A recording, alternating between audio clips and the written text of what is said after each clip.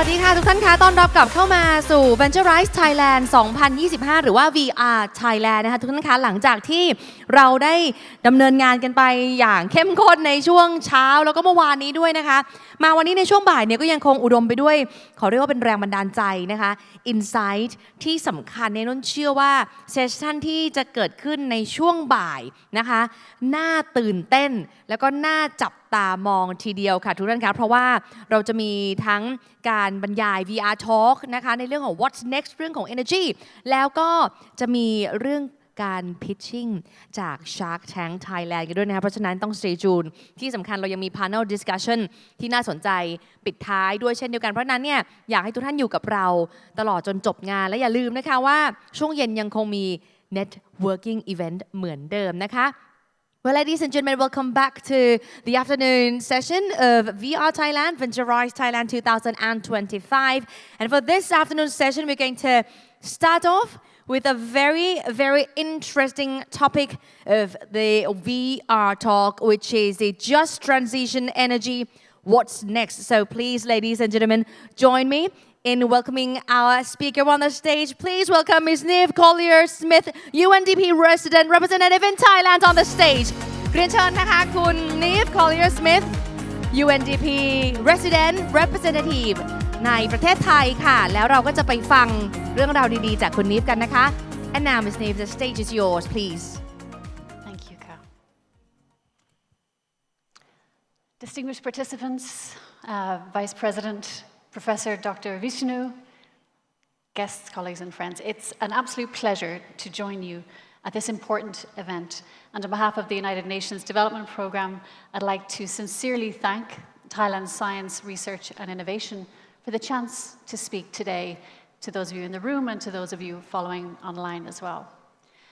I'd also like to take this opportunity to offer our thoughts to all of those affected by the devastating floods taking place in Thailand right now, particularly in the southern provinces. Let me begin with an invitation. For just a moment, I invite each of you to think about one word: fossil. What does that word reveal about us and the energy choices that we have made, and about the story that our generation is writing now? We live in a world of technological wonder. We're exploring corners of the universe far into our solar system. We can decode DNA in real time. We engineer materials atom by atom. Our phones hold more computing power than the machines that first carried humans to the moon. And yet, remarkably, we are still powering this extraordinary future by burning the remains of an ancient one: fossil fuels. Our ancestors lit torches in dark caves. We, too, have lit the fossils buried beneath our feet. And now we face an evolutionary choice. Do we continue to depend on fuels formed millions of years ago? Do we continue to burn the past in order to build the future? Or do we take a leap towards a new energy system, shaped not by what we've inherited, but by what we have imagined and built? That leap is a just energy transition. And it's not just a technological shift, it's a societal choice, a political choice, a choice about fairness, inclusion, and the future that we want to be remembered for. So today, let me take you through 3 questions that look to the future of energy in our world. First, why now? Second, why here? And third, what's next? So, why now? Why is a just energy transition important right now? Let's start by looking at what just happened in Brazil. Now, at the Conference of the Parties, or COP30 in Belém in Brazil, which wrapped up just a few days ago, the central question changed. It was no longer about what are your climate emission targets, but how will you deliver them? Countries focused on deploying renewables at scale, modernizing and digitalizing power grids, rolling out large-scale storage, decarbonizing heavy industry, and importantly, protecting workers and communities affected by this transition. Implementation has become the new measure of credibility. Now, a second reason why this is important now is because financing this transition is increasing, but it is uneven. Global investment in a just energy transition reached about $2.4 trillion in 2024, the highest level ever recorded. But only 15% of that is flowing to developing countries. Now, in Brazil, in Belém, there was a response, setting a collective global goal to mobilize $1.3 trillion for climate action, strengthening transparency and support to get that done, including through mechanisms called the Global Implementation Accelerator. In other words, the money is starting to move, but it's just not reaching everyone where it's needed. And that's at the heart of the word just when we talk about a just energy transition. And that's the third reason why now is important. Justice is mainstream, not marginal. A decade ago, only one country in the world mentioned a just transition in their national climate plan, called the Nationally Determined Contributions. One country. Today, 66 countries do, including major emitters. The shift is not rhetorical. It reflects hard realities. Millions of workers in fossil-dependent sectors face disruption. Climate impacts are accelerating and hitting the poorest and the most vulnerable first, and communities and young people are demanding fairness, participation, and protection. And countries are learning, and fast, what a just energy transition demands. South Africa, for example, where over 90% of all the coal jobs were concentrated in just 2 provinces. So the country decided to invest its just energy transition plan specifically to those same communities to make sure that no one was left behind. Or the example from Spain, where all the coal mines closed in 2018, but by guaranteeing reskilling, early retirement packages, and regional investment packages, they managed to reduce coal employment from 8,000 workers to nearly 0 with no social unrest. So that's why now. Second question, why here? Well, Thailand stands at a uniquely important moment. Across ASEAN, momentum for a fair, secure, and competitive energy transition is accelerating.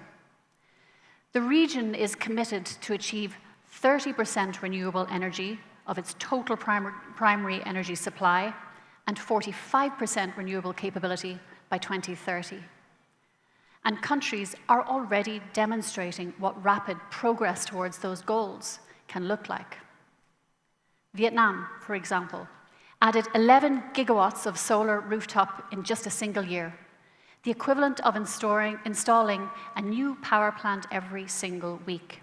And that was because there were clear incentives that enabled households and small and medium enterprises to become energy producers almost overnight. In Indonesia, the government's decision to retire a 660 megawatt coal plant will cut 30 million tons of CO2 and unlock about $800 million in just transition financing, including for workers and local communities. Now, with energy demand due to grow by more than 60% by 2040, and countries facing shared vulnerabilities from fuel price shocks to severe climate impacts, which we see in the headlines here in Thailand even today, Thailand's leadership will directly influence the direction and the success of the transition across the entire region. looking to Thailand, we see a country that has changed and raised its climate ambition dramatically. Earlier this month, the Cabinet approved Thailand's updated National Climate Pledge, and it includes bringing the net zero target forward by 15 years, from 2065 to 2050. It includes cutting emissions by 47% by 2035 compared to 2019. And that includes capping total national emissions at 152 million tonnes of CO2. Now, these are not small adjustments. They are structural changes that touch energy, transport, agriculture, industry, waste, that touch on all sectors. And as Thailand's current energy landscape, with Thailand's current energy landscape, the change is all the more urgent. Thailand still relies on fossil fuels for over 60% of its energy supply.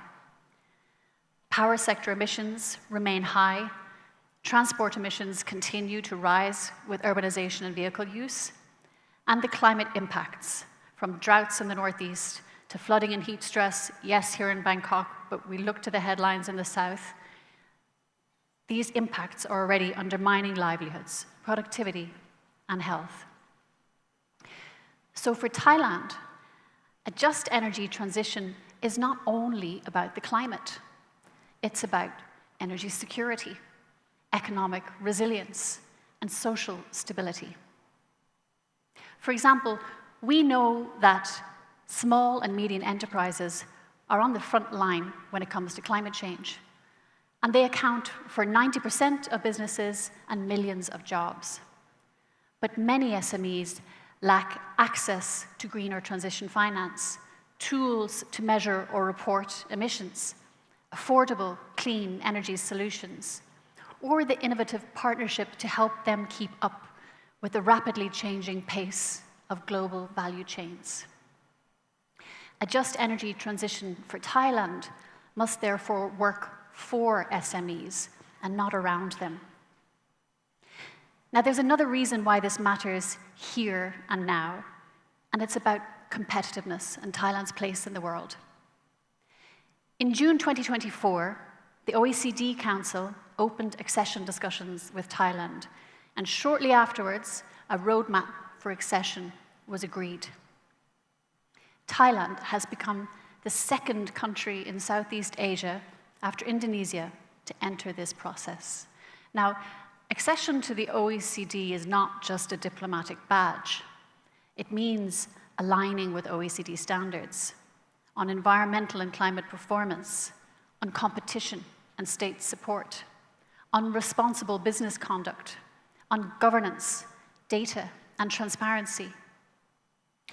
A credible, fair, and just energy transition with robust policies on decarbonization, social protection, and environmental integrity will be central to meeting those expectations.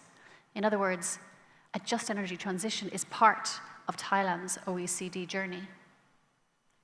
At the same time, Thailand is negotiating a free trade agreement with the European Union, its fourth largest trading partner, accounting for 7% of all Thailand's total trade in goods.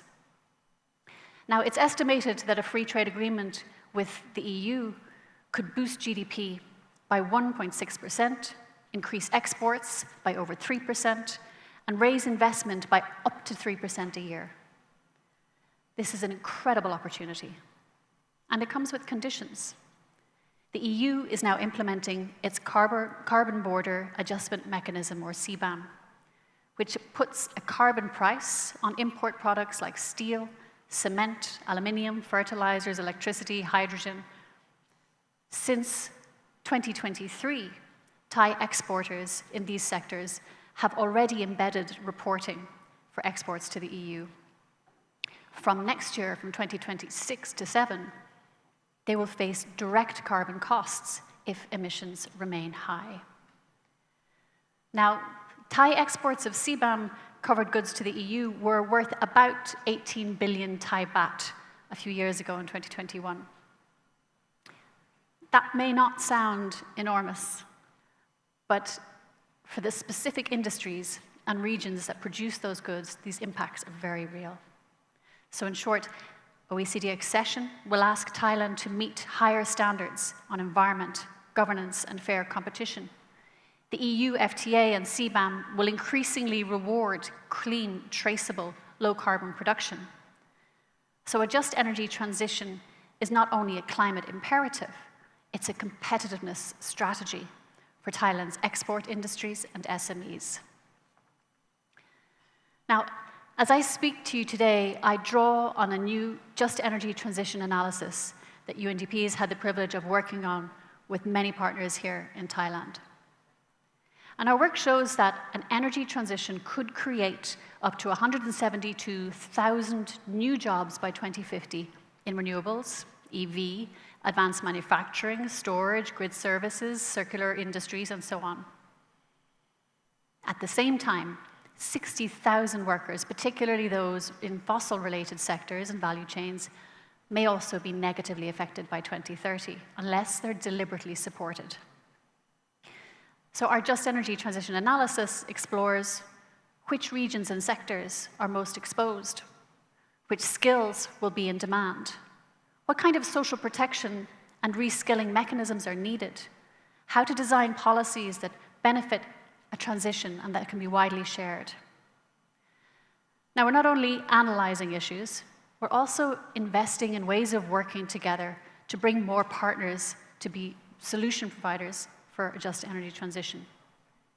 Through our business and human rights program training, to help businesses get up to speed with things like human rights due diligence and sustainability criteria, working with the Security Exchange Commission on the disclosure of environmental and human rights policies for listed companies, through the Tiger Landscape Investment Facility, trying to help to unlock investment for nature-positive, climate-aligned small and medium enterprises, and with the Green Climate Fund, supporting farmers and agri-SMEs to adopt climate-resilient practices, tools, and low-emission technologies.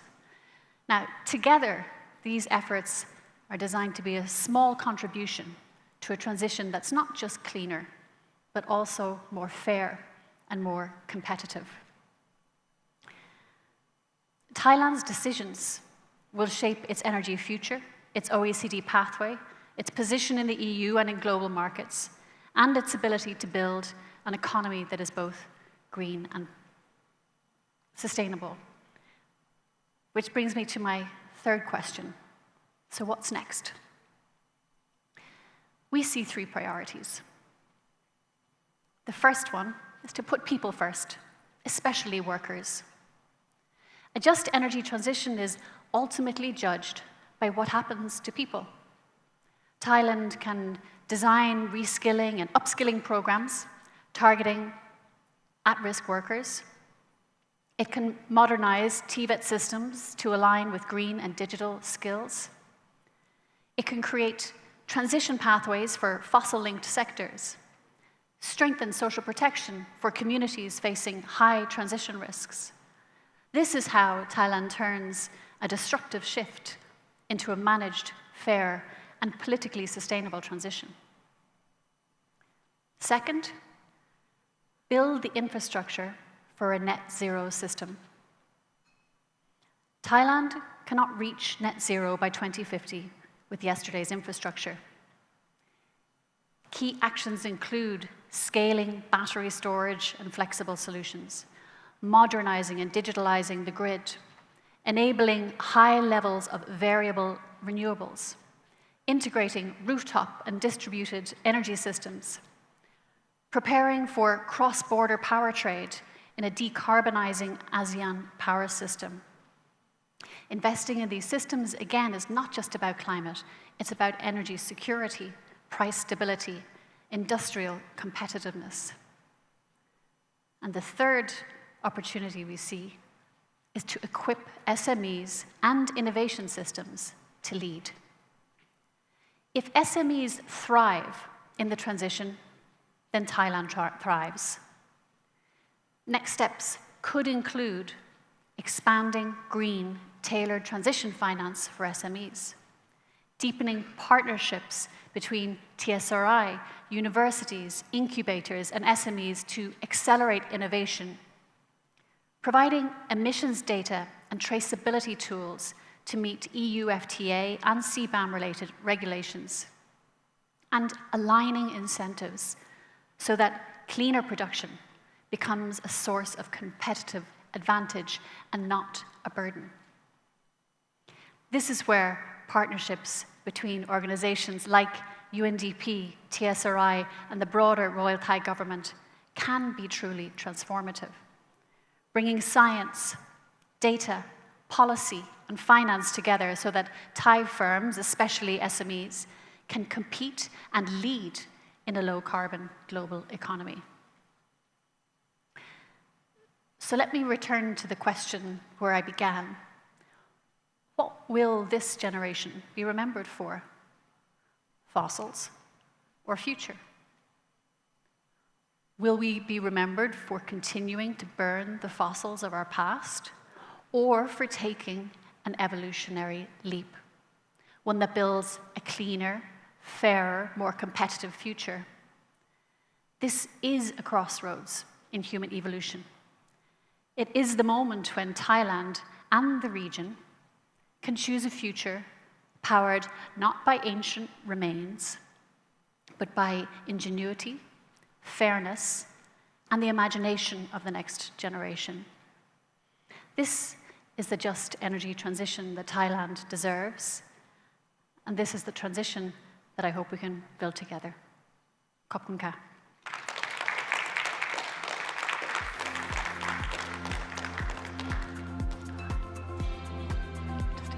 Thank you very much, Ms. Niamh. And would you please remain on the stage for minutes, because we have a token of appreciation to all of you. So please join me in welcoming Professor Dr. Sompong Klai Nong Suong, President of TSRI, on the stage to present a souvenir as a token of appreciation to Ms. Niamh Collier-Smith, UNDP, Resident Representative in Thailand. Please.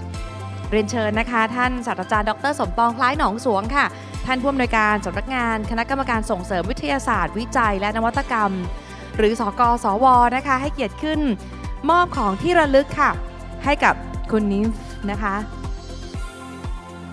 ซึ่งอย่างที่บอกไปแล้วนะคะว่าเป็นเซสชั่นในช่วงบ่ายเราเปิดด้วย VR Talk นะคะทุกท่านคะ Just Energy Transition What's Next นะคะ